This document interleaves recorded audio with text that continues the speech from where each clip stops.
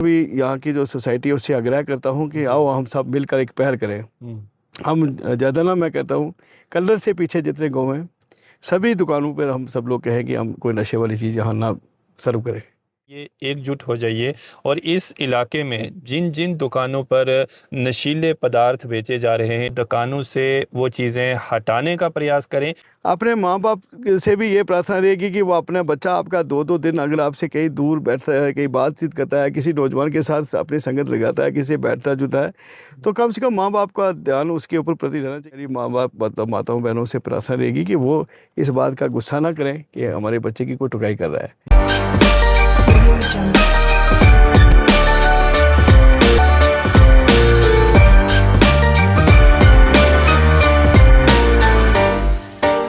दोस्तों आदाब, आप देख रहे हैं रेडियो संगम 88.8 एफएम के डिजिटल प्लेटफॉर्म में हूं आरजे नियाज शाह। इस वक्त मेरे साथ पंडित सुरेश कुमार जी बैठे हैं जो वीर भद्रेश्वर मंदिर के पुजारी हैं। इस वक्त जम्मू कश्मीर में नशा मुक्त जम्मू कश्मीर अभियान चल रहा है और हमारी भी ये कोशिश है कि जम्मू कश्मीर से नशे की इस लत को ख़त्म करने के लिए जितना मुमकिन हो पाए कोशिश की जाए, पब्लिक को अवेयर किया जाए, जिसके लिए हम मुख्तलिफ़ पर्सनैलिटीज़ के साथ बात कर रहे हैं, लोगों को अवेयर कर रहे हैं और आवाम तक जानकारियाँ पहुँचाने की कोशिश कर रहे हैं। इसी सिलसिला में आज हमने पंडित जी को स्टूडियो में दावत दी है। तो पंडित जी, अपना कीमती वक्त हमें देने के लिए आपका बहुत बहुत शुक्रिया। शुक्रिया। मैं रेडियो संगम की पूरी टीम का धन्यवाद करना चाहता हूँ जिन्होंने मुझे इस प्रोग्राम में यहाँ पर बुलाया है।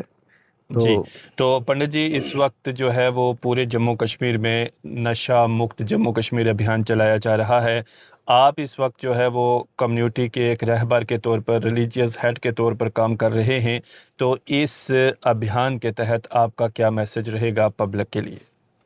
देखो, मैं एक बात से बहुत ही खुश हूँ और ये जो चीज़ आज हमारे जम्मू कश्मीर में हमारे माननीय राज्यपाल जी महोदय द्वारा जी। ये जो अभियान शुरू किया गया, एक बहुत बड़ी अच्छी पहल है। और इससे पहले भी वक्तन फ़वक्तन जब भी जिस स्टैंड पर भी हम बैठते हैं तो नशा ही जो है हमारे देश को ख़त्म करने वाली बीमारी है। नशा जब जिस देश में, जिस समाज में नशा रहेगा, उस समाज का कभी विकास नहीं होगा, क्योंकि जब यूथ ही नहीं रहेगा तो आगे समाज निर्माण कैसे होगा।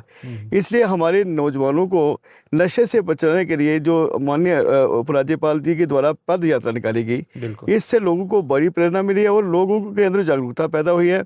समाज के हर वर्ग को अपना समय निकाल करके अपने नौजवानों के प्रति उनके ऊपर लगाना चाहिए, क्योंकि कोई आदमी जब गलत कदम उठाता है तो उसको ये मालूम नहीं होता कि मैं गलत कदम उठा रहा हूँ।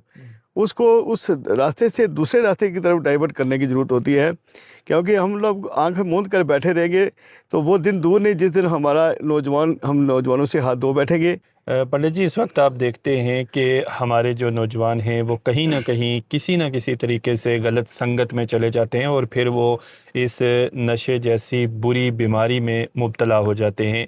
तो इसमें पेरेंट्स का क्या योगदान, क्या रोल आप समझते हैं? माँ बाप को क्या करना चाहिए अपने बच्चे पर नज़र रखने के लिए ताकि वो किसी भी तरह से गलत संगत में ना पड़े? इसमें एक बात का मैं सबसे ज़्यादा अपने जितने भी पेरेंट्स हैं उन सब से आग्रह करना चाहता हूँ। देखो, बच्चा एक दिन में ही नशे की लत में नहीं जाता। बिल्कुल। बच्चे के ऊपर आपको निगरानी जरूर रखनी चाहिए, क्योंकि माँ बाप का दायित्व बनता है और समाज का भी दायित्व बनता है। अगर एक भी बच्चा गलत सोसाइटी का होगा तो आने वाले 100 बच्चों को वो ख़राब कर सकता है। तो बहुत बड़ी बात जो है वो पंडित सुरेश कुमार जी ने कही है कि जब भी आप किसी भी वर्ग के, किसी भी शख्स के बच्चे को गलत रास्ते पर, गलत संगत में जाता हुआ देखें तो ये मत देखें ये किस बरादरी का है, किस कौम का है, किस नस्ल का है, ये कौन है। बस उसे रोकने की कोशिश करें और उसमें पहल करें। जिस दिन ये सोच, ये भावना हमारे अंदर आ जाएगी, सोसाइटी के हर शख्स में आ जाएगी, तो जाहिर सी बात है दोस्तों कि कहीं ना कहीं तमाम बुरी आदतों को हम अपनी सोसाइटी से ख़त्म कर सकते हैं और हम नशा मुक्त जम्मू कश्मीर बना सकते हैं। अच्छा पंडित जी, इस वक्त आप जो है वो एक बड़ी गद्दी पर वहाँ विराजमान भी हैं। आपके इस मंदिर में एक तारीख़ी मंदिर है, पुराना मंदिर है, हज़ारों की संख्या में जो श्रद्धालु हैं वहाँ आते हैं। तो वहाँ पर किस तरह से आप इस अभियान को आगे चलाते हैं, किस तरह से ये मैसेज जो है वहाँ जाने वाले लोगों तक भी पहुँचता है? देखिए नया साहब, मैं सभी अपने वर्ग के, मैं कहता हूँ सबसे बड़ी पूजा वही है कि अपने समाज के, अपने नौजवानों से उनको अपने सीधे रास्ते पर ले आना।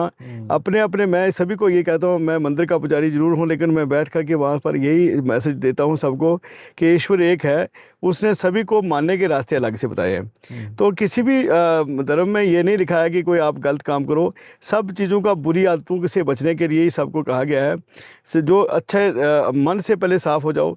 इसलिए माँ बाप से ये प्रार्थना रहेगी कि वो अगर कोई दूसरा भी, अगर दोस्त मित्र आपका किसी आपके बच्चे की कोई बात को उजागर करता है तो उसको सिर माथे पर रखें, उसका गुस्सा ना करें और उसके ऊपर कोशिश करें, उसके ऊपर नज़र रखें कि क्या मेरे बच्चे की भलाई के लिए इसने कहा है। और उसके बाद मैं एक और भी यहाँ की जो सोसाइटी है उससे आग्रह करता हूँ कि आओ हम सब मिलकर एक पहल करें। हम ज़्यादा ना, मैं कहता हूँ कलर से पीछे जितने गाँव हैं सभी दुकानों पर हम सब लोग कहें कि हम कोई नशे वाली चीज़ यहाँ ना सर्व करें। बड़ी बात मैं है। मानता हूँ गरीबी है, पैसा कमाने के और भी बड़े साधन हैं।